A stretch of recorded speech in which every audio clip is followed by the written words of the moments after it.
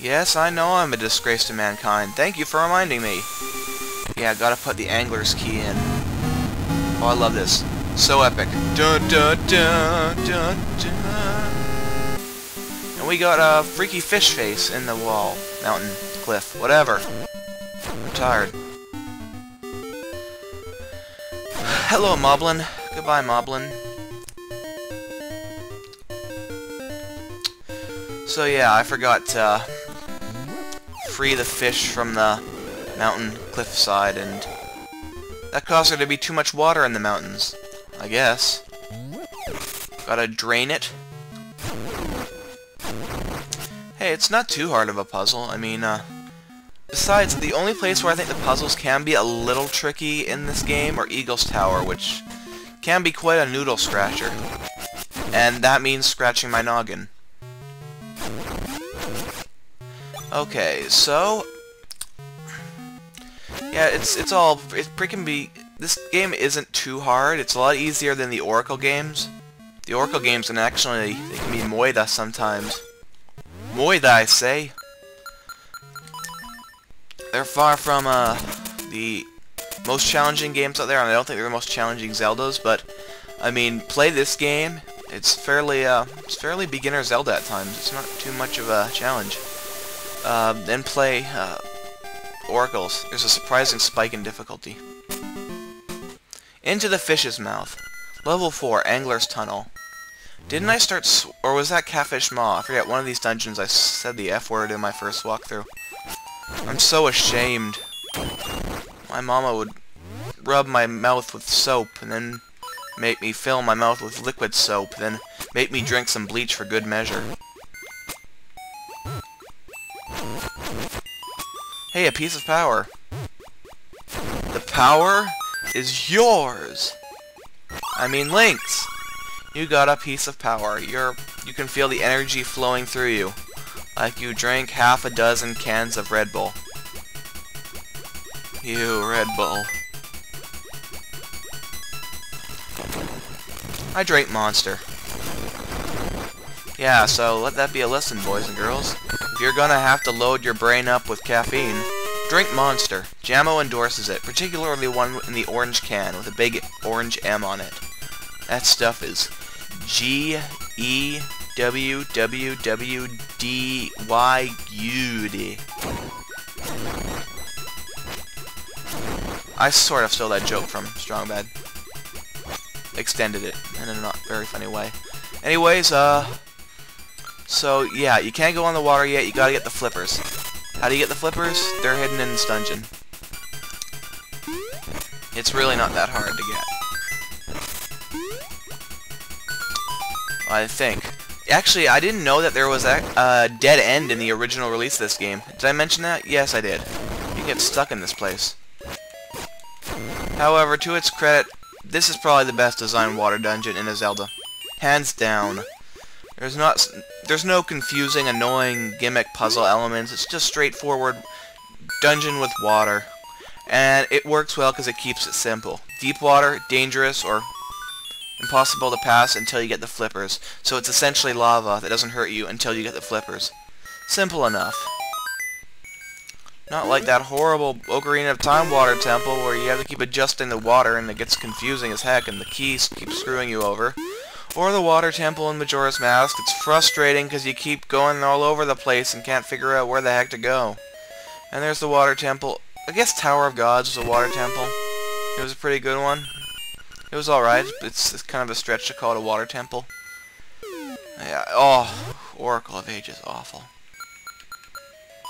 Water levels are something they're really easy to screw up, and I find the best way to do water in these type of games, or really in any games, is to use water as sort of an atmospheric thing. Don't out of bombs. Why are bombs so hard to get in this game? Use water effectively to give this, you know, ambiance. That to me makes the best water effects. There's clearly a key in that, but I don't have a bomb, and bombs are annoying me because I can never find them. Oh, there they are. Speak of the devil. Speak of the explosive devil, who's far worse. Trust me, you don't want to sell your soul to the explosive devil, because when you do that, he'll take your soul and make it explode. So you can't get it back. You can't even bargain. Okay. Got a key. You know, I'm playing a Zelda game and I get a key. Gee, I wonder what it does. It can't do anything besides unlocking things. I can't stab an enemy with a key? What kind of crazy Zelda game is this? Stab someone with a key? Oh, that reminds me of that great Red versus Blue line. He's like, so the sword was really a giant key, and when you stab people, it unlocks their death. I don't know, I just love that line. And, is it Tucker or something? His response is, man, I would just love to live in your world for one day. No bombs. I don't think I can dash these blocks to smash them. Our curses and drat. You know, I'm kind of behind on Red vs. Blue. I think the last one I watched was Relocation, and I don't even think I finished it. I don't even know if they've done anything with Reach. Yeah, I'm talking about Halo and a Zelda walkthrough. You guys must hate me. Oh, it's little Helmosaurs. Well, those aren't Helmosaurs, are they? No, the Helmosaurs are later. Those are the weird, spiky helmet guys.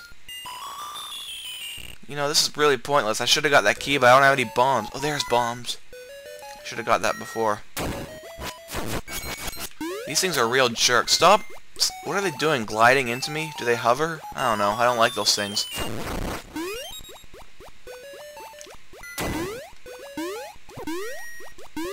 Ah! Stop that! Jerk muffins.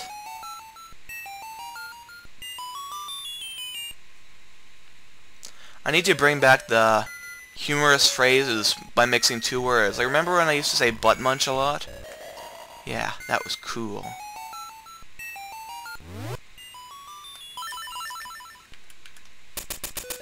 Gotta keep that tradition alive. It's like a lot of the later Saron Lionheart videos. He stopped saying, oh what the, and I'm like, oh, not the same. Started saying, oh snap, and that's not as funny. It's not as original.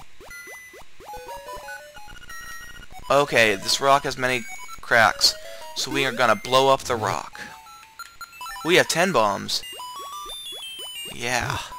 Bombs are easy to get in Zelda. There's no underground connections you have to make to get explosives. Or there's no farms you have to run where you get tons of fertilizer to make into explosives. You know, bombs are actually handed out pretty liberally in Zelda.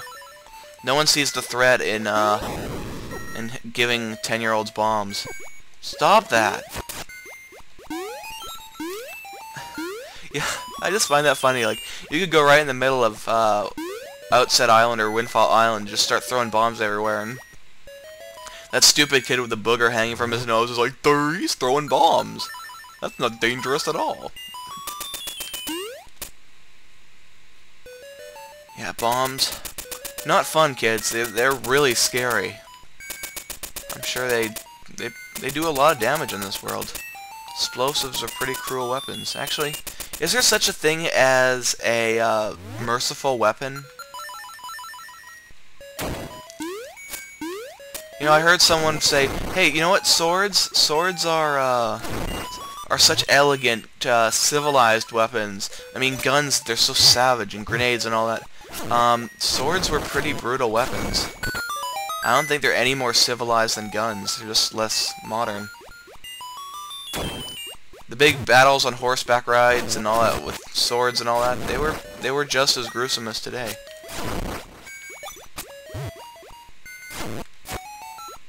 Then again, it's kind of our way of thinking. Like, can you imagine a Zelda game where Link, you know, had a gun?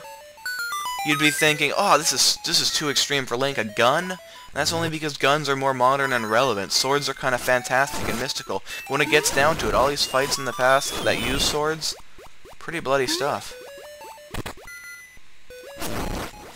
Yay, another piece of power that I don't need. I love these little skeeter guys. They have like one eyes. Like, I guess they're supposed to be Tektites. Like, they're water-based Tektites. There was something similar in A Link to the Past, which I'm gonna do. But I don't think they were actually Tektites back then. I think they were just sort of like little water skeeters. And that they kind of got worked as Tektites when Ocarina of Time came. And then they started having Tektites walk on water. Because, I don't know, these spider things, they think they're... Who's that guy who walks on water? David Blaine. They think they're David Blaine.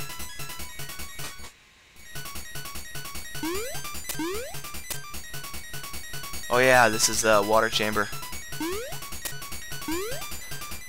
I really like these 2D side-scrolling sections because they add a bit of diversity. They feel more like, they feel like they're trying to throw a bit of Zelda 2 in there, and I like that. I wish they'd do that more often. Oh yeah, I can't go in there yet till I get my frippers. Ah, darn, Helmarocks. I mean, they're not Helmarocks. Helmarocks are those, bird things with the flappy wings and the... They're sort of like dragon birds. They were first in Wind Waker, and then they got put in Twilight Princess, and... Oh, I miss when I could use the word Twilight, and it would still be a cool word. No, I'm not knocking the books or anything, it's just... You know, if you like them, that's fine. I don't have anything against them. But it used to be a point where I could say, where people could use the word Twilight, and we're thinking, wow, that's cool sounding. And then people immediately associate that term with the vampire books. And I think the problem that causes is when you name something so generic, and it takes off in such a huge hit, that word pretty much belongs to that franchise. So when I'm in World of Warcraft leveling in the Twilight Highlands, I can't help but think, you know, this is Twilight. Why am I thinking of vampires? There's no vampires here. Or when I play Twilight Princess, people are gonna say, oh, you're playing Twilight Princess? I love Twilight. See, it's nothing against the books, it's just... I hate when... I miss how cool that word used to be. It really bothers me. Okay, if I remember correctly, it's this one? Is it? Nope. Trial and error, man. Trial and error. Ah, fungals. Fungal wart.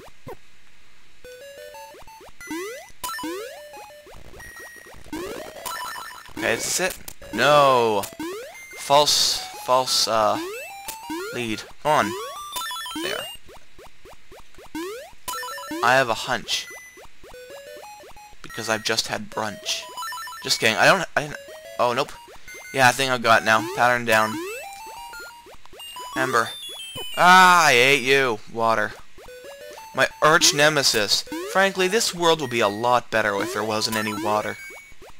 I'm just joking. And again, you can't have too much salt water, otherwise you end up in Waterworld with Kevin Costner drinking his own urine. And you don't want that, trust me. How do I get that? And I'm not just being gross for the sake of gross. Anyone see the movie Waterworld? It's not terrible. If it wasn't for the hype, it would have been a better movie. Heck, I like Spider-Man 3. Spider-Man 3 is a good movie. I don't care if people say it has flaws, but it's not a bad movie. What am I doing wrong?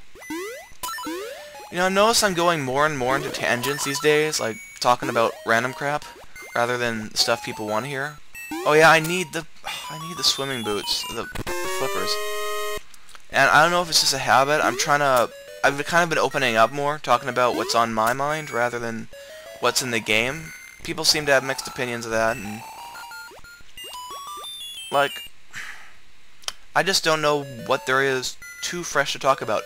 When I do Link to the Past, there's going to be a lot new Zelda stuff to talk about, because I've already played this game once for you guys. So how do I get from place A to place B? I don't know, let me check my map.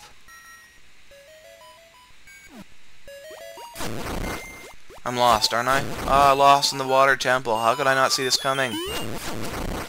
But, like, same thing with my Super Mario RPG thing I'm doing now. It's, rather tangent-heavy. I'm talking about a lot of silly stuff, because it's such a, since there's so many turn-based battles, and believe me, it's hard to keep commentary over turn-based battles fun. So, I tend to go off on tangents. But here's this guy. I'm gonna try to focus more on this. Okay, here's some Captain Whirligig Beetle. That's not his name, but I love this thing. It's like a big fat... Is this Big Octo? Because I remember when I first played this, it looked like a big beetle. You know those little water boatman things, those fat beetles with the legs that come backwards? That's what I thought these were. But now that I look at it, people have commented referencing this. This is Big Octo. This is the Big Octo fight from Ocarina of Time. See it? Platform in the middle, big red octopus, bulbous head, going back and forth. Big Octo's in this. So no, his first appearance wasn't in Ocarina of Time. There's actually a lot of things from Ocarina of Time that predate the game that show up in this. A lot of people don't even seem to remember. Like, if you're asking, where does Malon first show up? Oh, it's Ocarina of Time. Well, Marin's technically in this, and it's too big of a coincidence for her just to not be. You know, I've talked about this before. It's too big of a coincidence not to be connected. Okay, now I can swim underwater so I can take care of that puzzle, you wuzzly. Oh no. These stupid things. I hate them. Don't they make pig noises like in Twilight Princess? That was awesome. I love those things in Twilight Princess. Oh, to get back in there. Well, I could give a rat's chunky monkey. I love those statues shooting crap at me. What, are those supposed to be fireballs? 'Cause I don't know. They look like they're shooting poppies at me.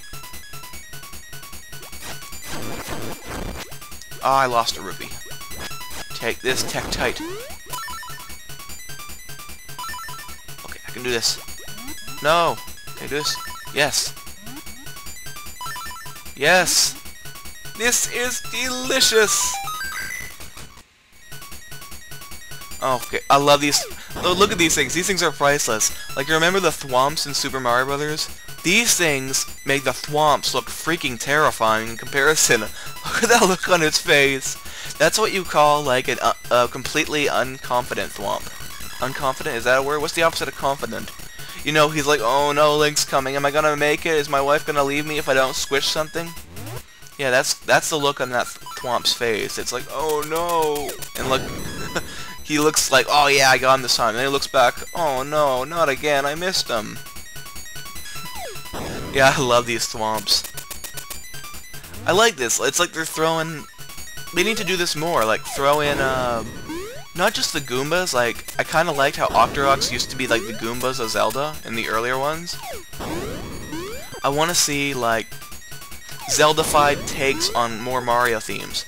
Not saying outright crossover and borrow all its ideas from it, but, like, I kind of like the weird placement of Mario things in this game. It feels, like, rather fresh. Come on. Ah, why am I having so much trouble with this? Now I have to keep hearing this stupid Triforce theme, or it's not Triforce. It looks like it, though. The piece of power, which... Yes! No, oh, good. I thought it was gonna squish me. No! Oh, good. Thank you, Thwompy. Yay, I got the boss key. What can't that boss key do? Well, it can't open normal doors. It's not like that. It's a stupid jerk of a key. I mean, you know what I really loved about the original Legend of Zelda? That ultimate lion key that you got at the end that opened any door. Keys worked kind of weird in that game because you could use them in any dungeon. They're kind of almost currency-like. They just built up as a counter, like arrows. Well, actually, arrows didn't exist in that either. It was you used rupees instead of arrows, but they got fired as arrows.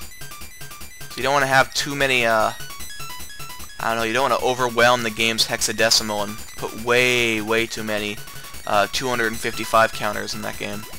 If you're a programmer, you know what I'm talking about. Oh yeah, I can cross this now. Get out of the way, you Tektites, I guess. I like how Link can dive. He can dive in Link to the Past, but I don't know. It's kind of... I like this more. I like the way diving works in this. Huh? No!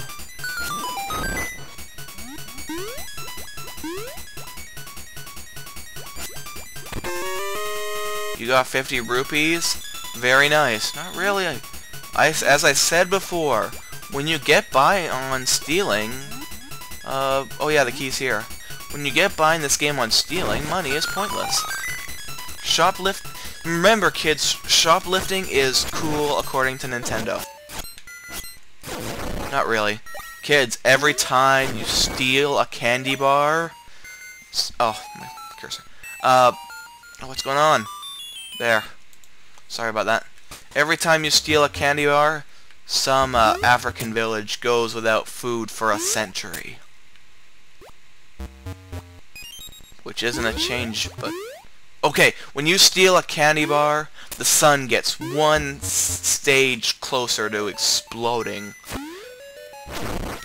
And again, that doesn't help much, since most people who shoplift don't like humanity very much. So they're probably willing to, you know, take out everything by stealing a candy bar. Okay, remember, kids, you shoplift, there's going to be a dragon who's going to come into your room at night, only he's not friendly like Dudley the dragon, and he's not going to eat you or be your friend, or he's not the cool kind of dragon. He's a dragon who's pink. He sings lots of silly songs. Then he... this is going nowhere. Once again, trying too hard, General. Tone it down, tone it down. Take it down a notch. Oh, here's Cheeps. More Mario. Gotta love the Mario. Super Mario Brothers and plumbing's were game. Yeah, anyone else watch the Super Mario Brothers Super Show? Oh, that was awful. Though I must admit, Captain Lou Albano as Mario, good idea.